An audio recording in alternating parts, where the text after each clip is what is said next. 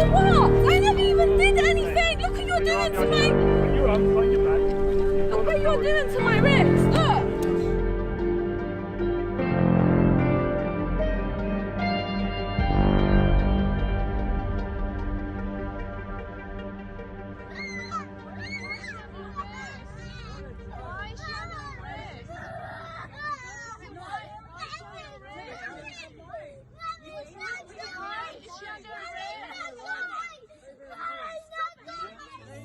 Now, as the fate of nations hang in the balance, Dr. Mikovits is naming names of those behind the plague of corruption that places all human life in danger.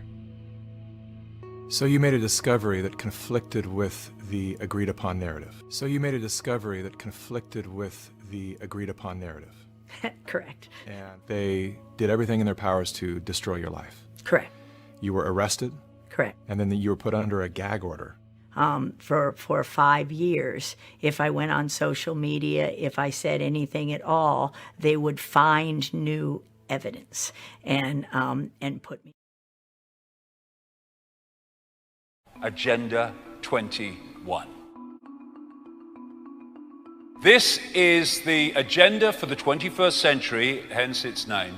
These are from its own documents of various kinds. Agenda 21 involves this: an end to national sovereignty, state planning and management of all land resources, ecosystems, deserts, forests, mountains, oceans and fresh water, agriculture, rural development, biotechnology, and ensuring equity, i.e. equal slavery. People told what their job will be, major restrictions on movement, creation of human settlement zones, get to them as we go along, mass resettlement of people who are forced to vacate land where they currently live, dumbing down education, mass global depopulation in pursuit of all of the above. This is a map of America as desired and projected by the Biosphere Programs and World Heritage Program.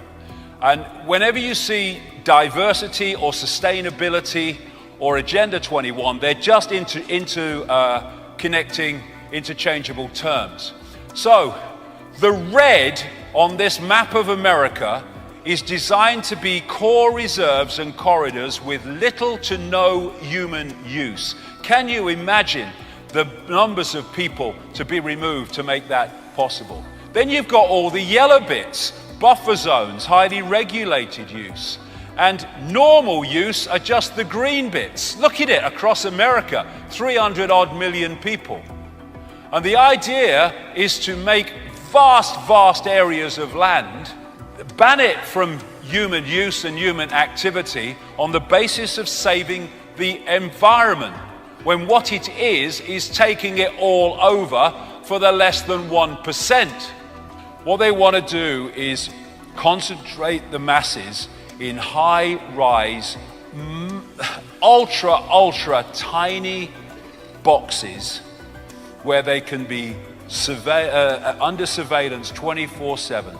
Now, get the people off the land.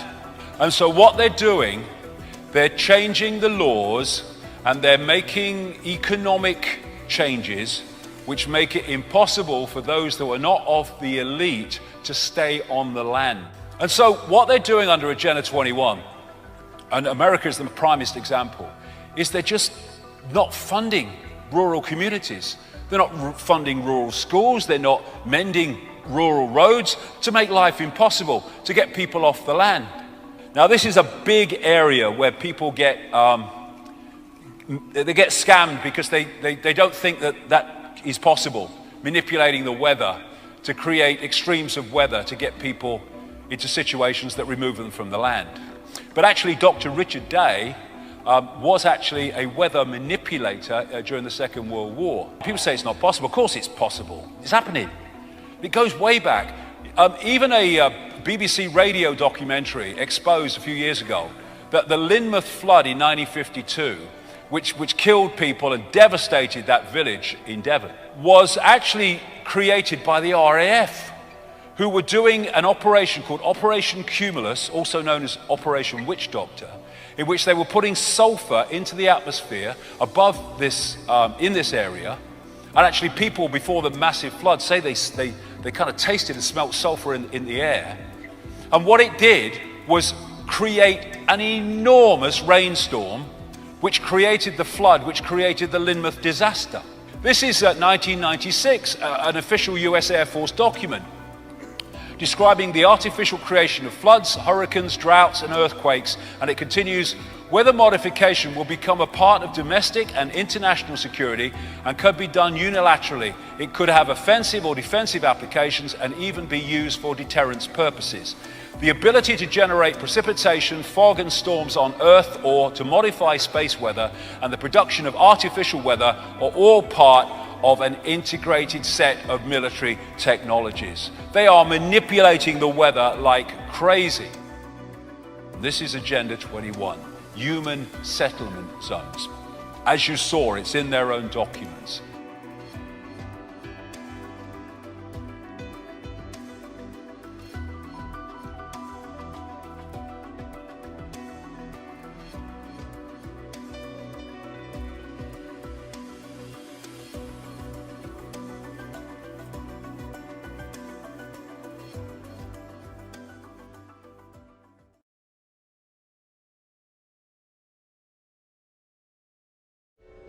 In the underground bases, what they call DUMBs, deep underground military bases, and other absolutely beyond top secret research facilities, this technology that is necessary to totally entrap humanity through technology is being developed. And they are always vastly ahead of anything that's happening in the public arena. I mean, vastly ahead. This is why Aldous Huxley could describe things in 1932 with Brave New World that were not even possible then.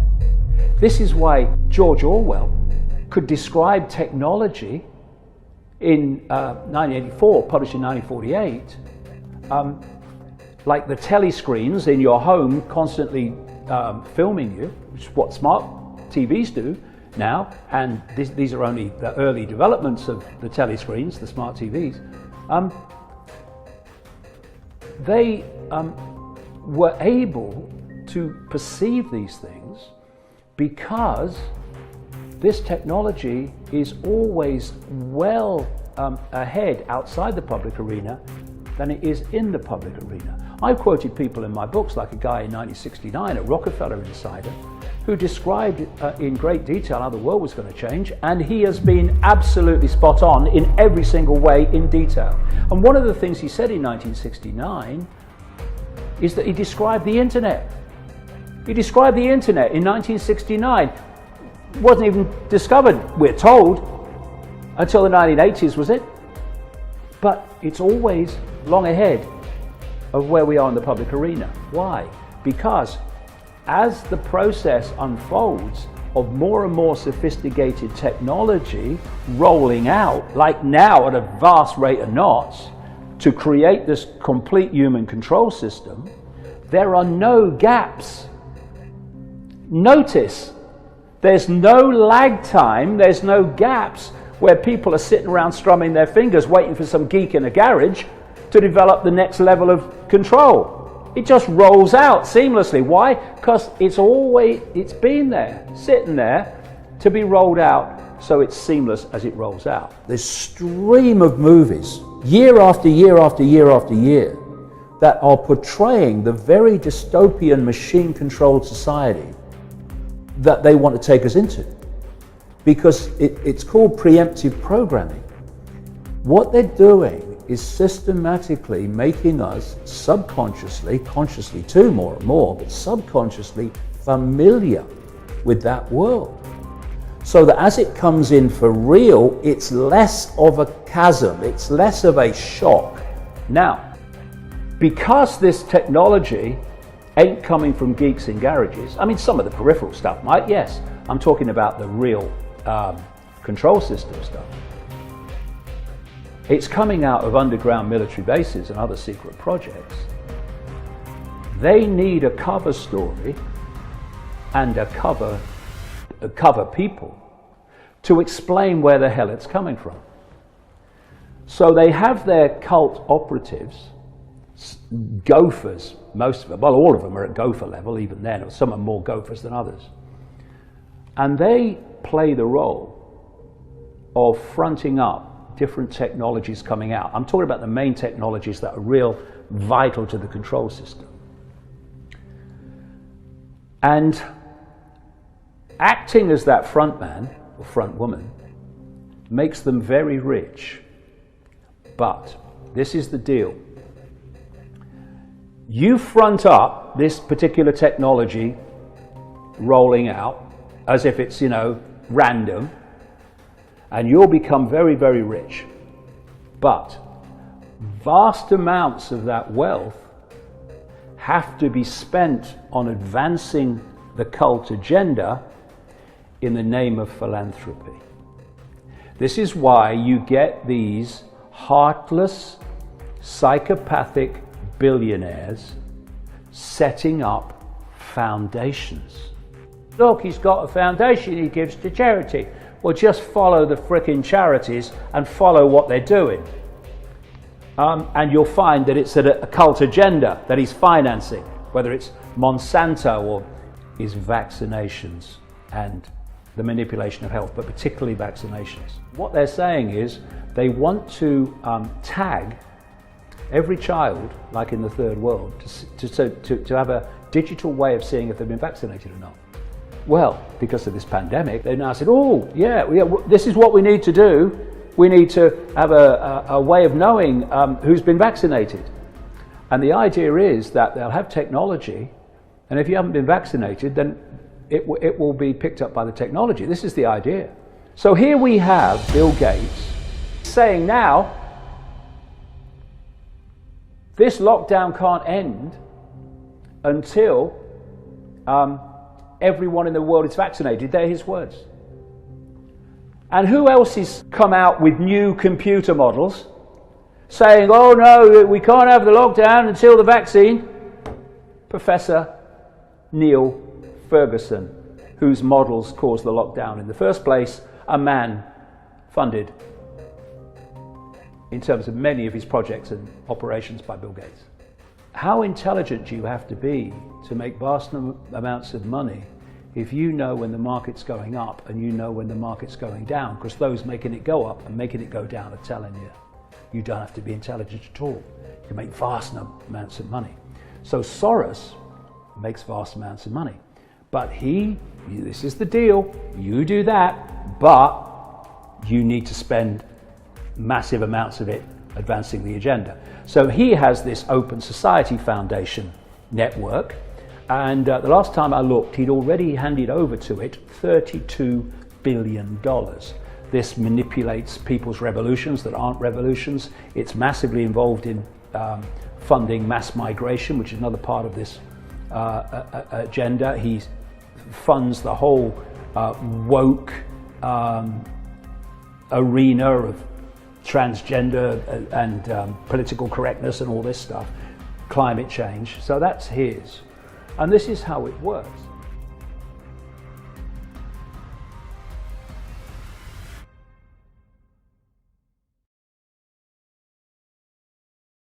This special document that's a guidance on filling out death certificates. And they've essentially gone away from their usual protocols where you want to have some certainty about the cause of death.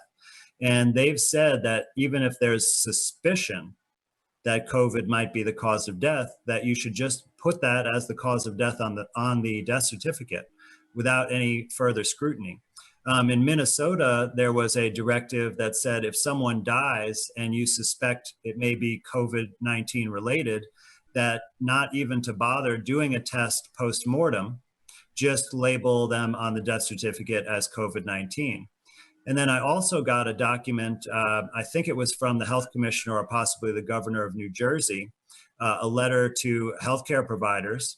And it instructed them that in the usual procedure when there's a health crisis, that they normally would send bodies of people suspected to die related to the crisis for autopsy to the medical examiner. But it said in this case, to not send any bodies to the medical examiner, to just essentially label them as COVID-19 deaths. And the only reason I could see that they would institute such a policy is that if they sent them for autopsy, they would probably find that they died of a regular cause. And this would affect the numbers in a bad way in terms of if you're trying to create the appearance that a lot of people are dying from COVID-19. So what I've done in order, since you can't trust this data about the cause of death because of these instructions, what I've done. By the way, just want to interrupt really quickly. I've seen interview after interview with these doctors talking about how there's no precedent of any kind of guesswork on an autopsy and on a death certificate. You just say the evidence. And yet this is the first time they're being encouraged to write down the COVID-19. And you hear doctor after doctor talking about how peculiar this is. And I mean, I've gotten emails from people here in the UK telling me of scenarios where they took in their 80-something-year-old, grandfather with kidney failure. He was forced to sign a do not resuscitate order. He was told later he had COVID-19 symptoms. He died. Later, they were told he was never tested positive, but he was being qualified as a death of that type. I mean, we're hearing this over and over again. It's almost flabbergasting to hear. One account where someone's child, I think they were a young adult, died in a motor vehicle accident. And on the death certificate, it said they died of COVID-19, and they were really upset because they had no legal recourse related to the traffic accident to, file with the police or get reimbursed by the insurance company because the death was recorded as being from COVID-19. I mean, that's ludicrous. I mean, somebody told me, I think it was Dr. Buttar told me a couple days ago that someone was driving a car with a face mask on, and he does not believe that those even should be used. Suffered from lack of oxygen, crashed their car, and it was COVID-19. Yeah, it's just hard to believe that's even happening. It really is. And there's so many accounts that I've heard directly from people speaking with me about this that, you combine that with the official documents and you see that this is going on. And so this is why I don't think you can accurately look at any mortality figures attributed to COVID-19 as being accurate whatsoever. Why is this happening? Some members of the media use their platforms to push their own personal bias and agenda to control exactly what people think. And this is extremely dangerous to our democracy. Go to work, get married, have children, act normal, walk on the pavement, watch TV, obey the law, save your old age, then repeat after me, I am free. Slavery, it works better when you don't tell them. It's all a mind game. William Casey, CIA director, will know when our disinformation program is complete when everything the American public believes is false. They don't call it television programming for nothing. What if all you ever knew was a lie?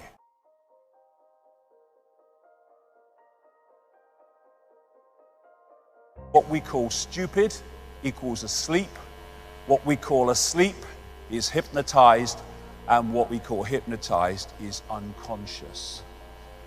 We have been systematically put into a state of unconsciousness so that we cannot see what we are part of and what we are experiencing, though that is changing and changing fast. Until you make the unconscious conscious, it will direct your life and you will call it fate. All the time, the subconscious, which we're not aware of, is dictating the behavior and responses of the conscious. And if we don't understand the unconscious, then the conscious will just be a pawn in a game. It doesn't understand. Go to work, get married, have children, act normal, walk on the pavement, watch TV, obey the law, save for your old age, then repeat after me, I am free. And we keep having to say we're free, and in America they keep having to tell the people they're free every 5 minutes because they might otherwise suss that they're not. Slavery was never abolished. It was only extended to include everyone. And yet people go so out of their way to convince themselves they're not in a state of slavery. First stage of disconnecting from slavery, realize you're in a state of slavery. Then you know what to disconnect from. Leonardo da Vinci. There are three classes of people: those who see when they are shown, those who do not see. And this system we call life is designed, again from cradle to grave, to make sure as many people do not see. And that's what I call the perception deception. These are three major CIA people. William Casey, CIA director, will know when our disinformation program is complete when everything the American public believes is false. The CIA owns everyone of any significance in the major media. William Coley, CIA director. Deception is a state of mind and the mind of the state. James Angleton, infamous CIA operative. It's all a mind game. They don't call it television programming for nothing. It tells you what to wear, what to eat, what to think, what to love, what to fear, who to ridicule, who to condemn. One of the saddest lessons of history is this: if we've been bamboozled long enough, we tend to reject any evidence of the bamboozle. We're no longer interested in finding out the truth. It's simply too painful to acknowledge, even to ourselves, that we've been taken. Once you give a charlatan power over you, you almost never get it back. Almost never. But we're fricking going to. But that's what it is. It's a bamboozle. It's a mind program. This is cognitive dissonance. This is a definition of it. Sometimes people hold a core belief that is very strong. When they're presented with evidence that works against that belief, the new evidence cannot be accepted. It would create a feeling that is extremely uncomfortable called cognitive dissonance. And because it is so important to protect the core belief, they will rationalize, ignore, and even deny anything that doesn't fit in with the core belief. Mark Twain, it's easier to fool people than to convince them they have been fooled. Why? Because they don't, understandably, want to realize they've been fooled. But it's a wonderful thing to realize you've been fooled. It's a great gift, because from that point you will not be fooled any longer. It's a wonderful gift. This is another fundamental aspect of the bamboozle. It's called Stockholm Syndrome, a psychological phenomenon in which hostages express empathy and have positive feelings towards their captors, sometimes to the point of defending them. And this scene from the first Matrix movie captured the Stockholm Syndrome so perfectly. You have to understand, most of these people are not ready to be unplugged, and many of them are so inured, so hopelessly dependent on the system, that they will fight to protect it. And this great man, Giordano Bruno, it is proof of a base and low mind for one to wish to think with the masses or the majority, merely because the majority is the majority. Truth does not change because it is or is not believed by a majority of the people. When you find yourself on the side of the majority, it's time to pause and reflect. Why? Because history shows us that invariably the majority are always following a cul-de-sac or a dead end. Mahatma Gandhi, many people, especially ignorant people, want to punish you for speaking the truth, for being correct, for being you. Never apologize for being correct or being years ahead of your time. If you're right and you know it, speak your mind, speak your mind. Even if you are in a minority of one, the truth is still the truth. Birds born in a cage think flying is an illness. What you've been brought up with is your normal, however bloody mad it may be. What we're looking at is what I call bubble people. Bubble people. They live in a bubble of perception and reject anything outside of that perception. Thus, they stay in the bubble. And so all these institutions are programming beliefs and perceptions in the bubble. And unless you break out of it, they're the only perceptions you ever come across. And this is what they say to you. Look, mate, I live in the real world, me. All right, I've got that real world. Go to work, get married, have children, get normal. I am free. That's the real world they're talking about. The real world of human slavery masquerading as freedom. You can ignore reality, but you can't ignore the consequences of ignoring reality. Can you remember who you were before the world told you what you should be? Can any of us remember that?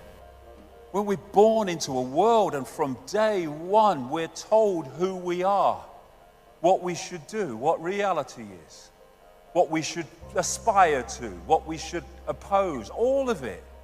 Just a program. If you sense more, there is more. Yes. It's people get stuck in the mode of thinking. And when we feel something, what does it feel? You can say, well, it feels right.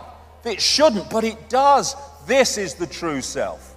This is the program self. We have the power to change anything. We have got into this situation by realizing or not realizing the power we have, by not realizing the true nature of who we are.